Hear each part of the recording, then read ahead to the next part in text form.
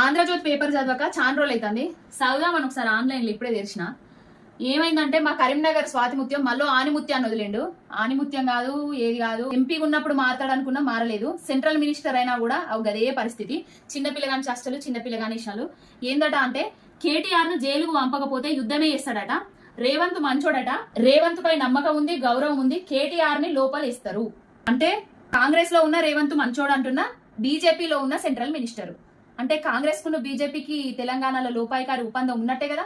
కేటీఆర్ చాలా అరాచకాలు చేసిండు అని చెప్తున్నారు. అవును, మా కేటీఆర్ అన్న అరాచకాలే చేసిండు తెలంగాణలో. ఏ విధంగా చేసిండంటే దేశంలోనే అత్యుత్తమ నగరాలుగా హైదరాబాద్ను, అన్ని పురపాలక నగరాలను అన్ని హంగులతోటి తీర్చిదిద్దడంలో అరాచకాలే చేసిండు మా రామన్న. దేశంలోనే అన్ని కంపెనీలు హైదరాబాద్కు ఆకర్షించే విధంగా ఆయన స్కిల్స్ తోటి, ఆయన టాక్టివ్నెస్ తోటి అన్ని కంపెనీలను పట్టుకొచ్చి ఐటీలో మేడ్ చేసిండు హైదరాబాద్ నగరాన్ని. అది కూడా మీ భాషలో అరాచకమే కదా, అరాచకమే. ఎన్నో లక్షల జాబులు క్రియేట్ చేసి ఐటీ ఇండస్ట్రీలో ఎంతో మంది నిరుద్యోగ యువతులు, యువకులకు ఉద్యోగ అవకాశాలు కల్పించిండు రామన్న. అది కూడా మీకు అరాచకమే. యువతకు కిరాక్ లేపిండు. కేటీఆర్ లెక్క ఉండాలి రాబాయ్, కేటీఆర్ లెక్క బాడీ లాంగ్వేజ్ ఉండాలి, మా లాంగ్వేజ్ కూడా అట్లా చేంజ్ చేసుకోవాలి అనే ఒక ఫ్యాషన్ ని క్రియేట్ చేసిండు కేటీఆర్ అన్న. అది కూడా మీ భాషలో అరాచకమే. ఇంకొకటి, బండి సంజయ్ గారు, మీకు కొంచెమైనా సిగ్గు అనిపిస్తలేదా? నాకు అర్థమైతలేదు. 5 ఏళ్ళు ఎంపీ ఉన్నారు, ఏం చేయలేదు. ఏం చేయకపోయినా కూడా మా ట్రిపుల్ ఐటీని, కరీంనగర్కి వచ్చిన ట్రిపుల్ ఐటీని కర్ణాటకకు తీసుకుపోయినా కూడా మా జనాలు మళ్ళా నిన్నే గెలిపించిండ్రు. గెలిపించి నిన్ను కేంద్ర మినిస్టర్ గా చేసిండ్రు.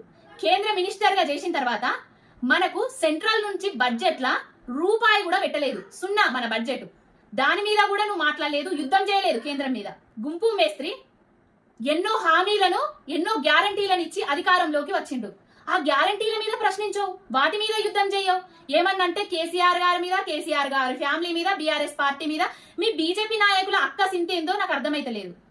మీ లోపాయికారి ఒప్పందాల వల్లనే కదా లేని లిక్కర్ స్కామ్ ల కవితక్క నిరికించింది. అక్కడ లిక్కర్ స్కామ్ లేదు, మనీష్ సిసోడియా బయటకు వచ్చిండు, కవితక్క కూడా బయటకు వస్తుందని మీరు మళ్ళా ఒక కుట్రకు పాలు పంచుతున్నారా? మళ్ళా తెలంగాణలో ఇంకొక కుట్రకు తెలరేపుతున్నారా? కేటీఆర్ ను అరెస్ట్ చేయాలి అని చెప్తున్నావు. అరెస్ట్ చేయరు బిడ్డ, ఏం చేస్తామో తర్వాత చూస్తాము. అసలు ఇంకా కూడా జనాలను ఇట్లాంటి పిచ్చి మాటలు మాట్లాడి, మాయదారి మాటలు మాట్లాడి ఏమర్చడానికి అసలు మీకు ఇంత కూడా ఇంగిత జ్ఞానం లేదా? అభివృద్ధి మీద, నిన్ను గెలిపించిన కరీంనగర్ మీద ప్రేమ చూపి కరీంనగర్కి ఏమన్నా ప్రత్యేక బడ్జెట్ నో, లేకపోతే ఒక కంపెనీని తీసుకొచ్చి నీ కరీంనగర్ గెలిపించిన ప్రజల యువతి యువకుల రుణం తీర్చుకో.